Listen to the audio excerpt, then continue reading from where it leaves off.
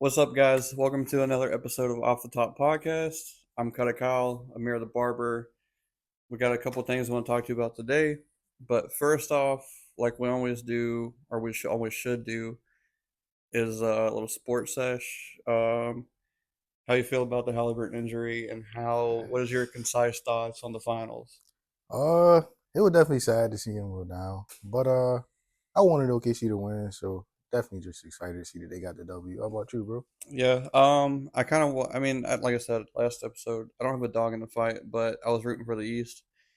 However, I don't know. I got some weird feelings about it because did you see the video about the bus before the Yeah, game? Before it even or it might have already started, but it was already like and I seen a little conspiracy thing where all the people or every player with the Achilles injury number 0. that's literally what I was about to say. I was like, that's a Yeah, little bit more than a yeah. coincidence I right was there. like, I It was don't know. Damian Lillard, JT, and now Halliburton. Yeah, Vegas So made that call. yeah, yeah. So I mean, congrats to them. That's their first one ever, right? I think it's their Yeah, first one ever. So and then also we got Katie going to Houston.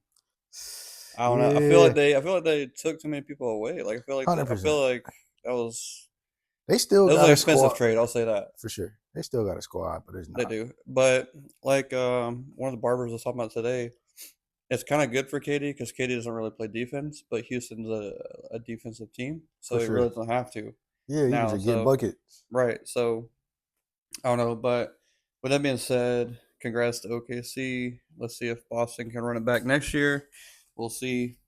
Um, But I guess we can start. What is something you wish you knew when you got into barbering? Something you wish you knew that you know now, Um, or a few. It could be a few things, but specifically, Mainly I would say that you create your own. Well, you create your own schedule, but just like the amount of time you actually got to put in behind the chair, I would say that's something I wish I knew because like before getting into the industry, I always felt like people would just come in, put it down whenever you wanted to, and still just had like or a flow of clients coming in. But that's not the case at all. right? You can see it like within the barbers that are like that, like the barbers that come in when they want to, they get clients every now and then, but the barbers is there consistently. That's who gonna eat. And yeah, I would say like that was the main thing. I definitely didn't know that. Yeah. For me, definitely for like. I mean, I'm three. I'm on year. I think we just started year four. Yes, sir. Anyways, for me, it's say goodbye to your social life for the first 3 to 5 years. Yeah, all the like homies, man. I still love everybody to death. But it just be like you can't they're Yeah. not doing what you're doing, so it's kinda Yeah, it's like different. it's. I mean, you know, not knocking anyone who works the 9 to 5 and has weekends off.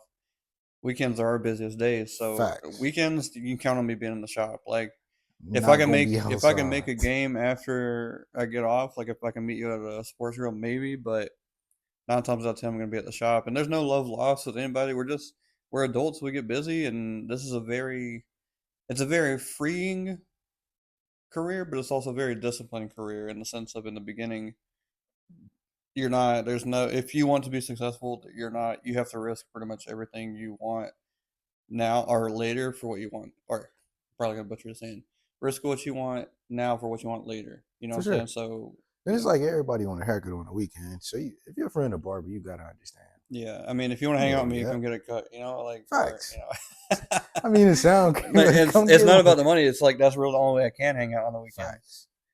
But that's I'd say that's probably my first one, or just the amount of creativity it takes to I don't want to say get burnt out, but to endure some of the long grindiness of it. For sure. But yeah, for sure, I think the top one for me is say goodbye to your social life for 3 to 5 years. What about the cost of being a barber? Man, it goes on and on. When we say cost, like, are we talking emotional costs? Are we talking currency costs? What are we talking? We can say both. I mean, start with financially, man. You always want something new. It's always something new on the market. Right. On top of like you having this booth rent, taxes, all of these Speaking things. of taxes, Were you as flabbergasted as I was the first time you had to pay taxes in? Yeah, My first year man. on a 1099, I had to pay in. He dropped the number, and I was like, "What?" Nah, for sure. It's different. Yeah, y'all think being a barber sweet, man, until it's tax time. Nah, for sure. Definitely got to find like all the write offs possible. For That's sure. why I don't really trip off buying stuff, man. I just Yeah, buy it. you definitely have to have a good CPA who knows what he's doing. Definitely keep your receipts. That's another thing I wish I knew when I started. Keep your receipts because they're For going to sure. save you. Like come come tax time, it's going to be clutch. But let's say you're a beginner barber. You don't have any tools yet. You're thinking about going to barber school. If you want a solid setup, you need a clipper. That's going to average 150 to 250, give or take. That's like I feel like that's pretty average. For sure. You need a trimmer. That's about 160 to 210.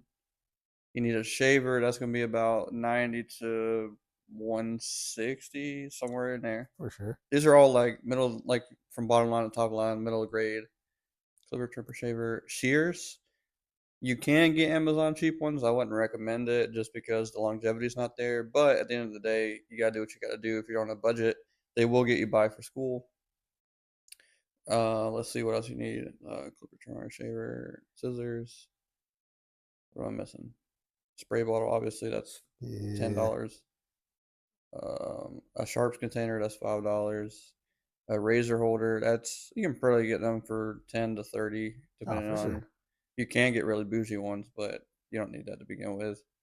Let's see what else I'm missing. Combs can get expensive. I'm a huge advocate for YS Park. Those are my favorite combs.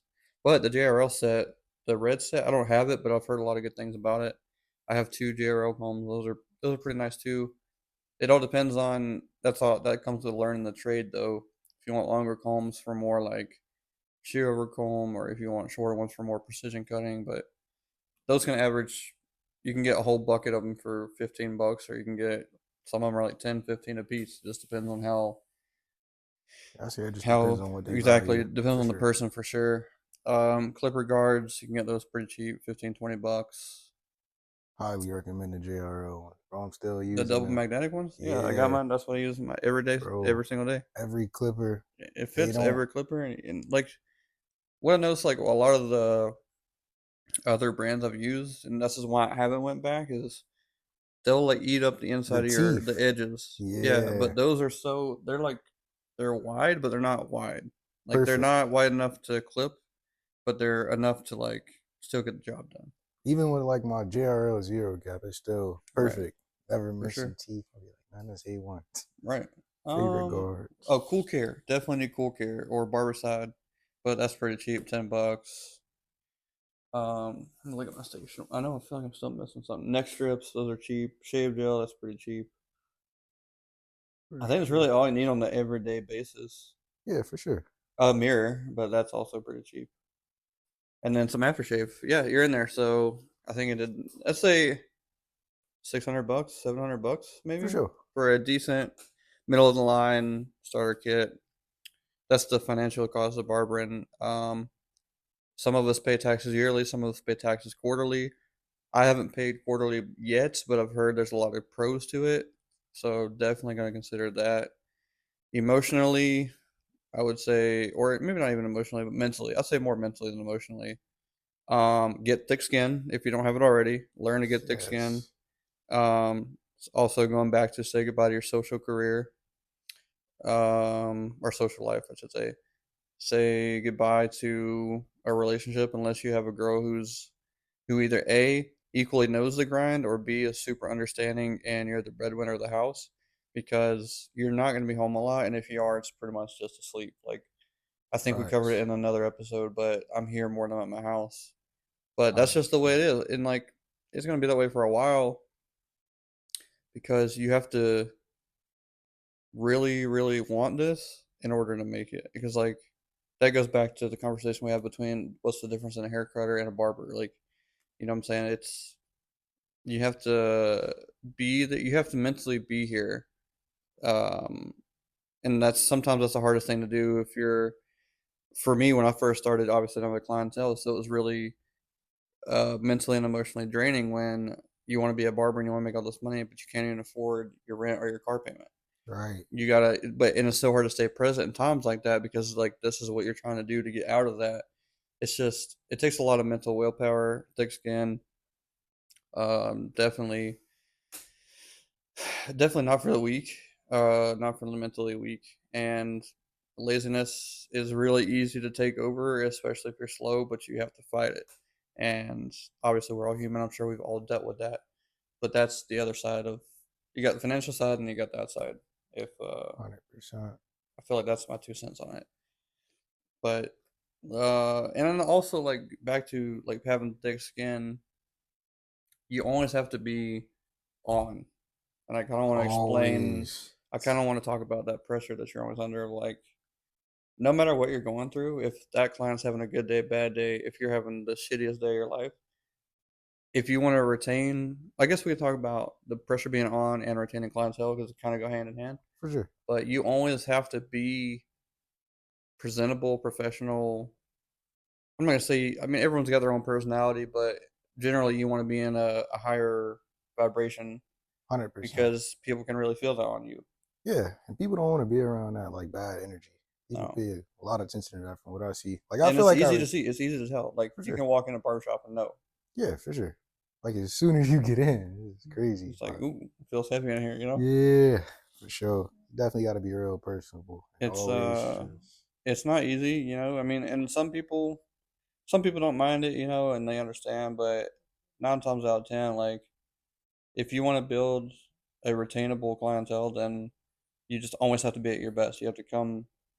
Everyone's like, "Oh, I want to be a barber. I can do what I want." Blah blah blah blah. But you almost have to be. I'm not gonna say like act like you're in a corporate world because you don't really have a boss, but you are your own boss. So you're kind of, in my opinion, it's kind of harder to make sure you're presenting for yourself than presenting for your boss. for Like, sure. for example, like if you're presenting for your boss, you're like always looking over your shoulder to an extent. But it's even harder to do that for yourself because of the freedom that comes with this and the 100%. discipline that comes with this. For sure.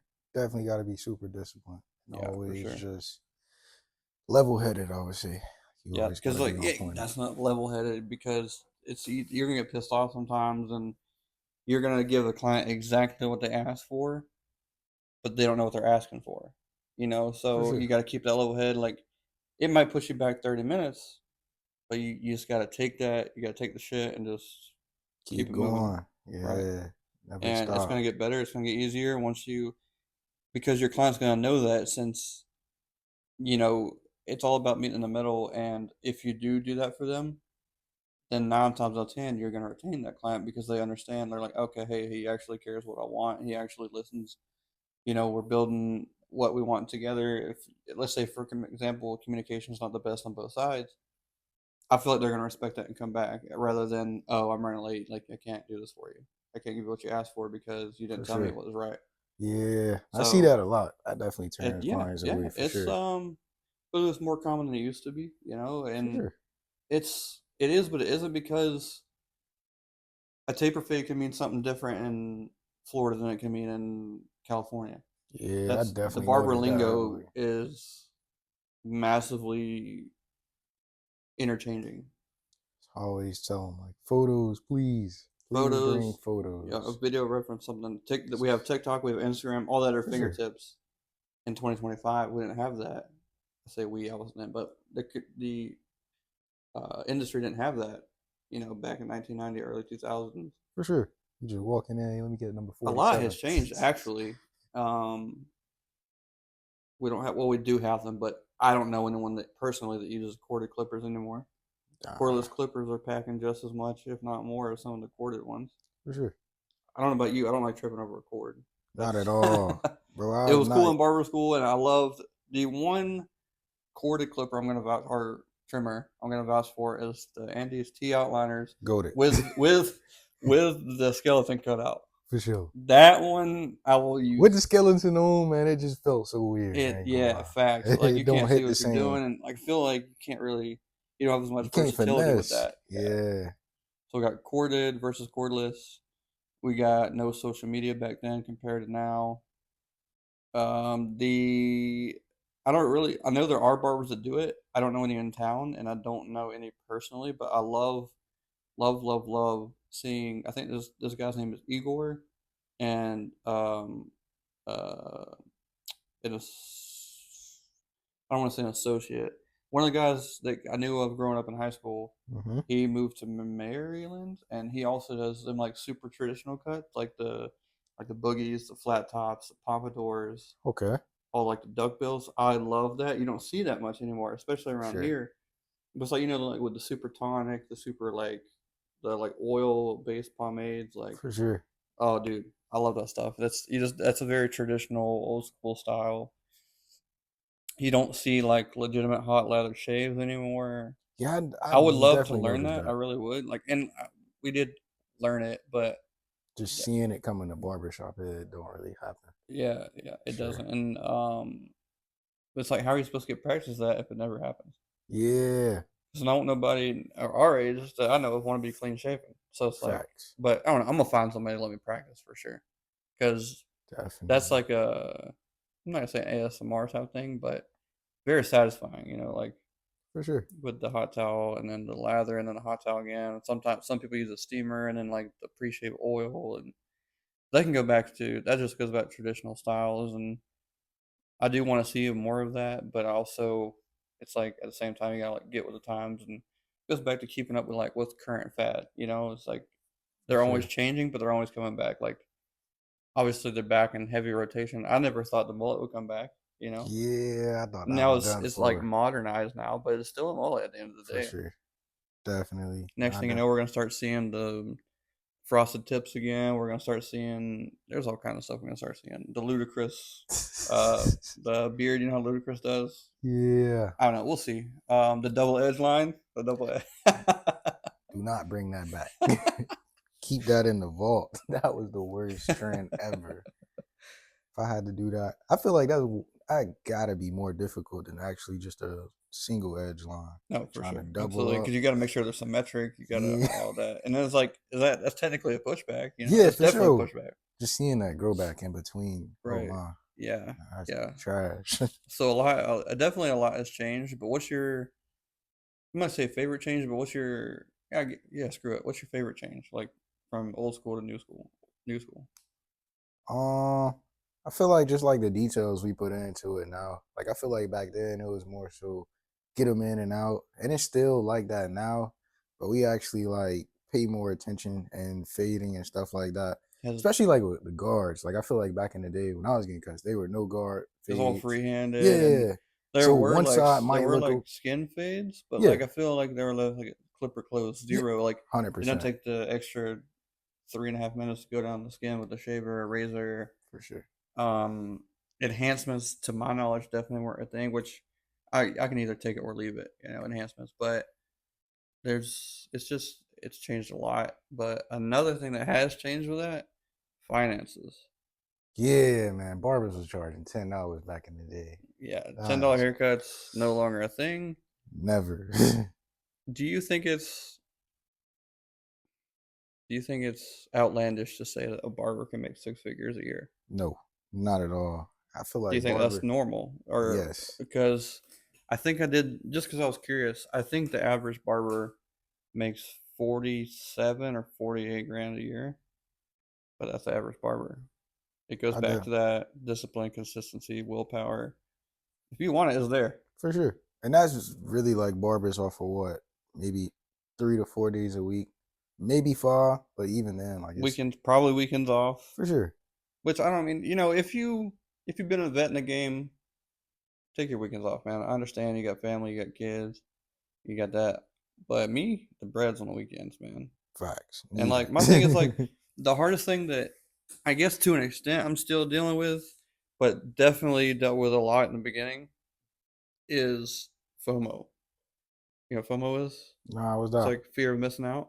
Okay. So like on the weekends, let's just say let's say I'm trying to think of the most popular. Let's say a Super Bowl Sunday.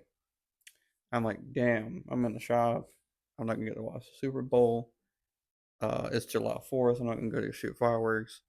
It's my buddies want to go racing on the weekends to the racetrack. But at the end of the day, that game, as much as I want to watch it, doesn't impact me at all. Not at all. Them Eagle fans, them Chiefs fans don't give a damn about my pockets. Facts. You know what I'm saying? So So it's just me, like, I just watch it at the shop, yeah, I'm bro. still working on it. You know, it's still a little bit of a thing. That's probably FOMO's a real thing, but it's like, I don't know.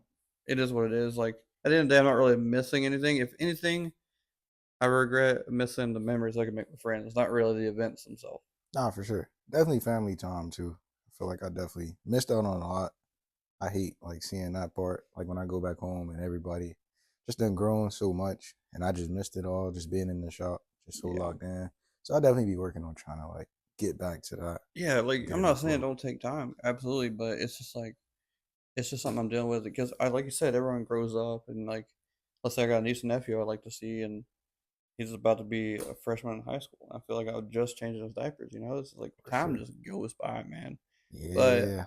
it's like if you are here on those days when you're having FOMO, like let's just use the Super Bowl for example. If a client comes in and wants a Super Bowl party and is gonna get fresh for it, 9 times out of 10, he's like, "Oh, you're working the Super Bowl? That's crazy.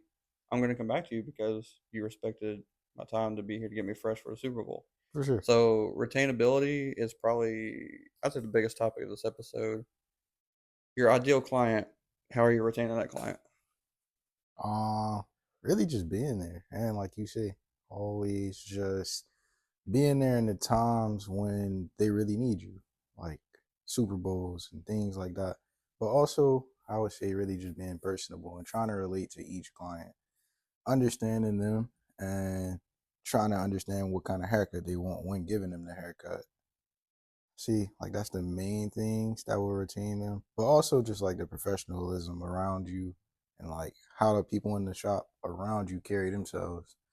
People definitely float off of that energy. For sure, definitely be there for them, even if that means at 7 a.m. I've had clients. One of my buddies that I cut, he just got married in Vegas, and he's like, "Yo, can you be at the shop at 7 o'clock? I'm flying out to Vegas to get married." Every single fiber of my being wanted to say hell no, but he keeps coming back, keeps coming back, keeps coming For back, keeps sure. coming back. And that's probably arguably one of the biggest moments of your life is getting married. You know? And just like having that pressure, like, I don't know. It's a good pressure, like you want to do it. Like Yeah, that type of stuff definitely make you for want to sure. do it. It's like, yeah, I think I agree with all those statements.